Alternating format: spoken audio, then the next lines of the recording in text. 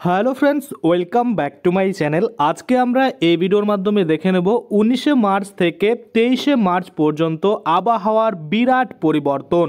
3 জেলায় লাল সতর্কতা, ভয়ঙ্কর ঝড় বৃষ্টি, কোন জেলায় কখন বৃষ্টি, কত জোরে হাওয়া বইবে বা এই ভয়ঙ্কর ঝড় বৃষ্টি কোন কোন জেলায় বেশি পরিমাণে হতে চলেছে জানালো আলিপুর আবহাওয়া দপ্তর।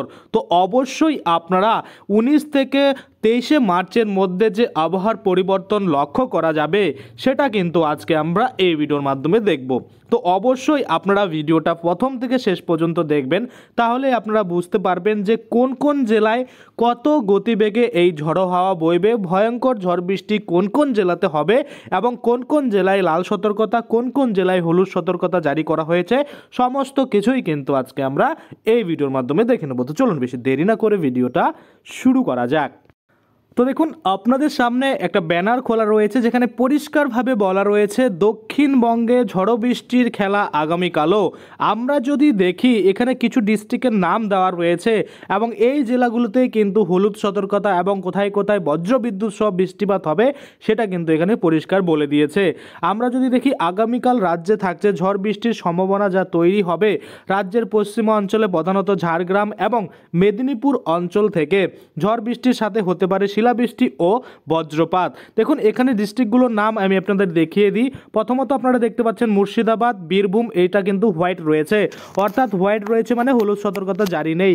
তারপরে যদি আমরা দেখি পশ্চিম বর্ধমান, পুরুলিয়া, বাঁকুড়া, পূর্ব বর্ধমান, নদিয়া, তারপর হুগলি, পশ্চিম মেদিনীপুর, ঝাড়গ্রাম, নর্থ 24 পরগনা, এইসব জেলাতে কিন্তু দেখতে পাচ্ছেন হলুদ সতর্কতা রয়েছে এবং সঙ্গে কিন্তু বজ্রপাতের যে চিহ্ন সেটাও কিন্তু রয়েছে, অর্থাৎ বজ্রবিদ্যুৎ সহ কিন্তু বৃষ্টিপাত হবে বা হলুদ সতর্কতা জারি করা হয়েছে। আমরা যদি দেখি যে হাওড়া, কলকাতা, সাউথ 24 পরগনা আর এখানে ইস্ট মেদিনীপুর, এইসব জেলাতে কিন্তু আবার দেখুন হোয়াইট রয়েছে, অর্থাৎ হলুদ সতর্কতা জারি নেই। এবার আমরা দেখে নিই যে 19 থেকে 23শে যে মার্চ রয়েছে সেখানে কিন্তু কোথায় কোথায় কেমন বৃষ্টিপাত হবে, অর্থাৎ এই ডেটগুলোর মধ্যে দেখুন এখানে সতর্কতা ও ব্যবস্থাপনা কিন্তু পরিষ্কার করে বলা হয়েছে। আপনারা যদি লক্ষ্য করেন 1 নাম্বার পয়েন্ট দিয়ে বলেছে যে 19 থেকে 23শে মার্চ 2025 পর্যন্ত সময়সীমার মধ্যে দক্ষিণবঙ্গে যে ঝড় বৃষ্টি হবে তাতে প্রবল বজ্রবিদ্যুৎ থাকবে। বজ্রবিদ্যুৎ সহ এখানে কিন্তু ঝড় বৃষ্টি চলাকালীন সময়ে খোলা আকাশের নিচে, তারপরে অর্থাৎ এখানে বলছে যে যখন ঝড় বৃষ্টি চলবে সেই ঝড় বৃষ্টি চলাকালীন আপনারা কিন্তু খোলা আকাশের নিচে, গাছের নিচে অথবা কৃষিক্ষেত্রে থাকবেন না। আকাশ কালো করে এলে ইলেকট্রিক মিডিয়া বন্ধ করুন, ধাতব জিনিসের সংস্পর্শ থেকে দূরে থাকুন।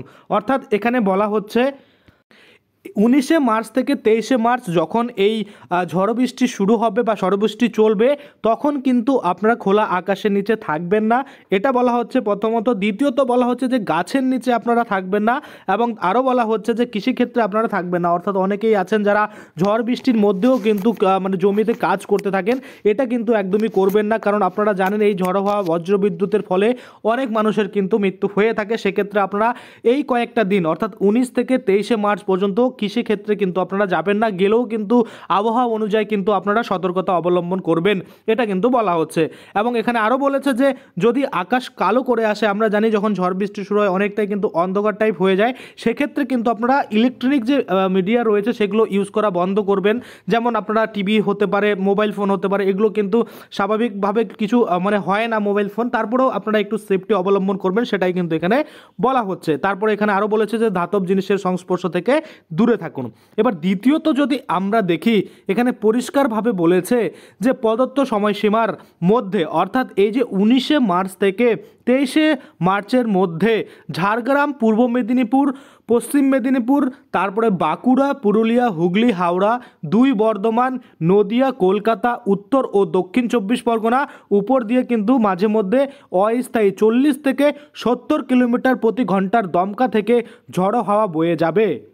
কোথাও কোথাও সর্বোচ্চ বাতাসের ঝাপটা কিন্তু 80 থেকে 100 কিলোমিটার প্রতি ঘন্টায় বৃদ্ধি পেতে পারে, যা আম সহ মৌসুমীর যে ফুল রয়েছে, ফল রয়েছে, শাকসবজি রয়েছে ক্ষতি করতে পারে। অর্থাৎ মৌসুম ওয়াইজ যে মানে যে সিজনে যে ফলগুলো হয় সেগুলোর ক্ষতি, সঙ্গে কিন্তু শাকসবজির যে ক্ষতি সেগুলো কিন্তু হতে চলেছে।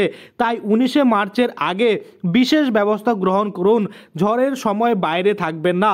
অর্থাৎ এখানে বলা হচ্ছে এই যে 19শে মার্চ থেকে 23শে মার্চের মধ্যে এই ঝড়ো হাওয়া হতে চলেছে, সেখানে কিন্তু পরিষ্কার করে বলছে যে অস্থায়ীভাবে এই যে 40 থেকে 70 কিলোমিটার প্রতি ঘন্টার বেগে দমকা ঝড়ো হাওয়া কিন্তু চলবে এবং এই গতিবেগ কোথাও কোথাও কিন্তু সর্বোচ্চ আকার ধারণ করবে।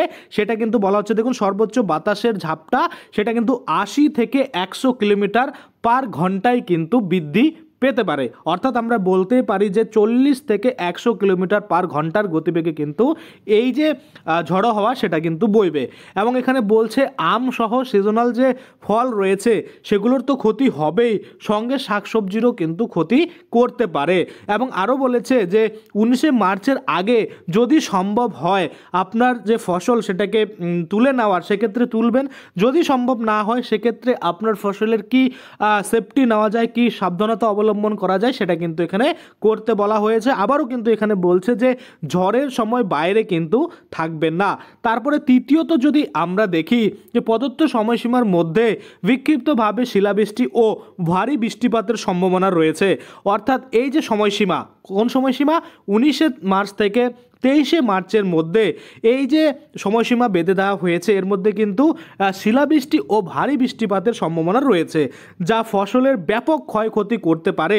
তাই কিন্তু পরিণত ফসল, অর্থাৎ আপনার ধরুন কোনো ফসল রেডি হয়েছে সেটাকে কিন্তু আপনারা 19শে মার্চের আগে কেটে ফেলুন আর অপরিণত ফসলের যত্ন নিন। অর্থাৎ যেটা পরিণত হয়নি, যেটা মানে ধরুন পরিপুক্ত হয়নি, সেক্ষেত্রে সেটাকে আপনারা কিন্তু মানে যে রয়েছে, মানে যেটা আমি আপনাদের বললাম যে সাবধানতা অবলম্বন করলে আপনার ফসলের কম ক্ষতি হবে সেটা কিন্তু আপনারা করতে পারেন। আর এই আপডেটটা কিন্তু 15ই মার্চ 2025 কিন্তু দিয়ে দেওয়া হয়েছিল।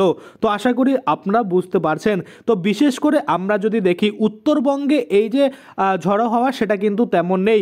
এখানে বিশেষত যে জেলাগুলির নাম বলেছে আমরা যদি আরও একবার দেখি, সেটা হচ্ছে ঝাড়গ্রাম, পূর্ব এবং পশ্চিম মেদিনীপুর, বাঁকুড়া, পুরুলিয়া, হুগলি, হাওড়া, 2 বর্ধমান, নদিয়া, কলকাতা, উত্তর ও দক্ষিণ 24 পরগনা, উপর দিয়ে মাঝে মধ্যে কিন্তু এই যে মানে ঝড়ো হাওয়া রয়েছে বিশেষত যাবে। আর বাকি যে নর্থ বেঙ্গল রয়েছে, নর্থ বেঙ্গলও ছোটোখাটো মানে অল্প কিন্তু ছিটেফোঁটা বৃষ্টিপাত হতে পারে, সেটা নিয়ে এখানে কিছু বলা নেই। যে মানে জেলাগুলোর উপর দিয়ে বেশি পরিমাণে ঝড়ো হাওয়া বইবে সেগুলোকে কিন্তু এখানে উল্লেখ করে বলা হয়েছে। আশা করি আপনারা বুঝতে পারছেন। তো অবশ্যই আপনারা কিন্তু এই 19শে মার্চ থেকে 23শে মার্চ 2025 সময়সীমার মধ্যে দক্ষিণবঙ্গে যে ঝড়ো বৃষ্টি হবে তাতে প্রবল বজ্রবিদ্যুৎ থাকবে এবং বজ্রবিদ্যুৎ সহ বৃষ্টিপাত চলাকালীন আপনারা কিন্তু কখনোই খোলা আকাশের নিচে এবং গাছের নিচে এবং কৃষিক্ষেত্রে থাকবেন না, এটা কিন্তু পরিষ্কার বলা হয়েছে। এবং যখন এরকম মানে এই তুফান ঝড়ো হাওয়া চলবে তখন কিন্তু ইলেকট্রিক যে মানে জিনিসপত্র রয়েছে যেগুলো আমরা ইউজ করে থাকি সেগুলোকে কিন্তু বন্ধ রাখতে হবে এবং ধাতব জিনিসের কাছ থেকে কিন্তু যে আপনাকে দূরে থাকতে হবে, এটা কিন্তু এখানে পরিষ্কার বলা হয়েছে। সতর্কতা এবং ব্যবস্থাপনায় কিন্তু এটাই বলে দিয়েছে। তাছাড়া আপনারা যদি আলিপুর আবহাওয়া দপ্তরের আপডেট ফলো করেন সেখানেও কিন্তু এরকম সতর্কতাবার্তা দিয়েছে এবং কোন ডিস্ট্রিক্টে কেমন বৃষ্টিপাত হবে, হলুদ সতর্কতা নাকি লাল সতর্কতা, কোথায় কোথায় বজ্রবিদ্যুৎ সহ বৃষ্টিপাত হবে সেগুলো কিন্তু এভাবে দিয়ে দেওয়া হয়েছে। তো আশা করি আপনারা বুঝতে পারছেন। অবশ্যই কিন্তু এই ঝড়ো বৃষ্টির মানে যে হতে চলেছে এটার ক্ষেত্রে আপনার যে ফসল রয়েছে যদি সম্ভব হয় সেটাকে কেটে আপনারা তুলে নিন। আর যদি সেই ফসল কাটা সম্ভব না হয় সেক্ষেত্রে কি করলে সেই ফসলের কম ক্ষতি হবে সেটা কিন্তু অবশ্যই আপনারা নিজেরা কিন্তু নিতে পারেন। আশা করি আপনারা বুঝতে পারছেন। তো আগামী 19শে মার্চ থেকে 23শে মার্চের মধ্যে যে ঝড়ো হাওয়া হবে এটা কিন্তু ওয়েদার যে আপডেট সেটা কিন্তু দিয়েছে এবং ওয়েদার অফ ওয়েস্ট বেঙ্গল সেখান থেকে কিন্তু এই সতর্কতাগুলো দেওয়া হয়েছে। আশা করি আপনারা বুঝতে পারছেন।